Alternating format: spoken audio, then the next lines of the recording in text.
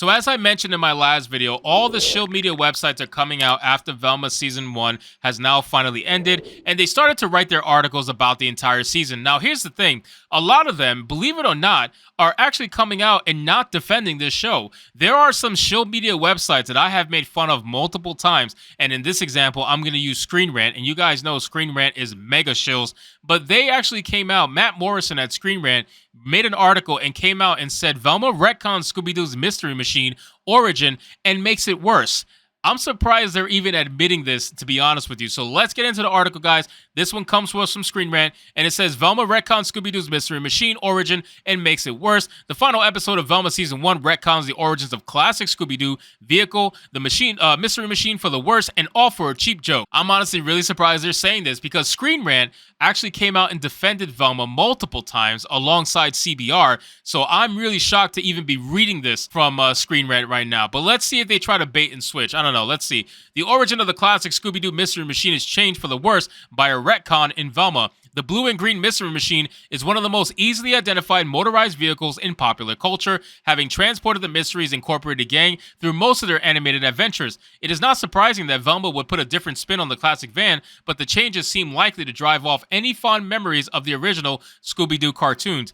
Now, I will agree that Mystery Machine is one of the most iconic vehicles out there known to man. You know, I remember going to upstate New York on a vacation once, and I went to the Catskills, and when I went there, I actually saw, when I was on a train ride there, it was pretty fun, I saw in a parking lot the Mystery Machine. Somebody actually had the Mystery Machine there. Now, I don't know if that was obviously like the actual Mystery Machine, if there is such a thing as the actual Mystery Machine, but there was the Mystery Machine in a parking lot, and it was one of the coolest things I've ever seen. I have multiple pictures of it on my computer. Hopefully I can find it. If not, then unfortunately you're gonna have to deal with it. But yeah, it was badass. It was literally so like to the nose, made so well, and it looked like straight out of the cartoon. When you see stuff like that, it obviously brings back memories. It brings back fun memories for you as a kid, and unfortunately shows like Velma ruin stuff like that, and that's why I'm glad ScreenRant is actually agreeing with me in this sense. It says most incarnations of the franchise, the Mystery Machine is a pride and joy of Scooby Gang leader Fred Jones,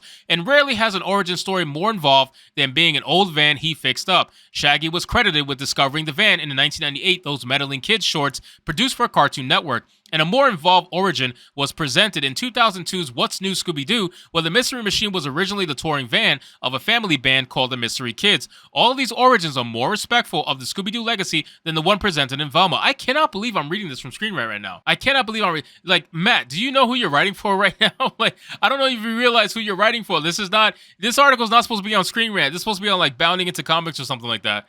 It says the van that will become the Mystery Machine first appears in the closing moments of Velma Season 1, Episode 8 of Velma in the Woods. When Velma's missing mother suddenly emerges to save her daughter, which was stupid, by the way, rich idiot Fred Jones and the orange-haired Daphne Blake from a serial killer's lair, they try to make their escape from the caves on the Crystal Cove in a conveniently abandoned windowless white van, which Velma's mother clumsily describes as a mystery jalopy. The van is later sold at a police auction after Velma's mother is accused of the serial killer's murders. This serves as an underwhelming, disrespectful Mystery Machine origin retcon, but the worst is yet to come. Wow, they are actually going in on Velma. I am so shocked. I don't know if you guys are who are watching this right now, but consider leaving me a comment and let me know what you think to see ScreenRant of all shield media websites doing something like this. I did not think ScreenRant would have the balls to come out and go against Velma, but apparently Matt over there definitely is. It says the Velma Season 1 finale, the brains of the operation, reveals that Fred bought the van as part of the plan to prove that he is capable of running his parents' business. Working on the logic that all cool fashion advertising for teens is trashy, P-word tinged stuff, Fred decides to decorate the creepy windowless white van with the logo of Jones Gentlemen's Accessories and use it to promote the virtues of ascots, cufflinks, and pocket watches to his classmates. Unfortunately, Fred is not the best artist, and the stylized logos resemble poorly painted flowers. The chief reason why Velma fails to impress compared to Scooby-Doo is that most of the dark reboot's changes to the traditional characters and formula are illogical and mean-spirited. I honestly couldn't have said it better myself. Illogical and mean-spirited pretty much describes this show perfectly. The changes to the Mystery Machine's origin are the embodiment of this attitude, altering the appearance of the classic vehicle purely to make a series of cheap and hackneyed jokes about pedophilia and the stereotype that sketchy perverts drive windowless vans is disappointing retcon. While this sort of comedy has an audience, the brand of shock humor stands in contrast to Scooby-Doo and damaged Velma's potential after the premiere aired. The Mystery Machine is an element of Scooby-Doo canon dear to the heart of those who enjoy the classic series. While Velma was always likely to rewrite its origin, doing so with such an unnecessarily crass slant makes the vehicle's new backstory much worse. So listen, again, I'm surprised ScreenRant is the one who is coming out and saying this. I agree with everything that was said in the ScreenRant article. I can't believe I'm saying that. ScreenRant hit it on the nose with this article, and it's true.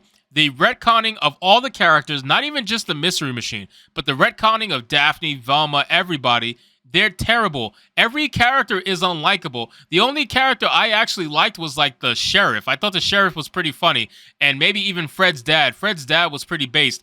Other than that, everybody else was terrible. Nobody liked Velma. Nobody liked Daphne. And out of all of them, I think Daphne probably had the best backstory that was like potentially interesting if you just put a little more time into it, but you kind of rushed it because it wasn't important to the main story for you, so that's why it didn't really have a lot of staying time. But still, I think out of all the characters, Daphne was the one that was most interesting. Velma, everybody hated Velma, and you can make the lazy argument, oh, everybody hated Velma because she's darker skinned now, and that's just stupid. Nobody even said that at the end of the day. That's how it always starts, but that's never how it ends, because every time these shows come out and they race swap a character and they start attacking fans, the race swap ends up being the most minuscule thing compared to everything else that is a complaint about this show. The show has gotten torn apart from all sides of the aisle, left and right, center. It doesn't matter. Nobody likes Velma. Velma has been such a letdown, and the only good thing to come out of Velma was the fact that it actually brought so many people together. In terms of like YouTubers and fans, it brought a lot of people together. It brought a lot of people to my channel and allowed me to expand my channel more. But other than that, nothing good came from Velma. It gave me a headache every single episode, some more than others. I'm sure a lot of people felt that way while watching my reviews, even though I thank them for watching my reviews regardless. But still, this show is notoriously hated, and it's an infamous show now. It's not popular. It's not famous. It is infamous. And this show will always go down in infamy as the worst rated animated TV show of all time until something else comes out. And from what I hear, the Proud Family, Louder and Prouder, is definitely trying to go for that title now, because I think they're at like an 11% Metacritic audience score in Rotten Tomatoes, so they're getting definitely destroyed for their racism. So I might review that TV show and see where I go from there, but as of right now, I don't really have too many plans to. So anyway, guys, thank you so much for watching this video. I hope you did enjoy it, and if you did, consider leaving me a subscribe. I would greatly appreciate it. Don't forget to like the video, comment, let me know what you thought, and I'll see you guys on the next one. Hypnotic out.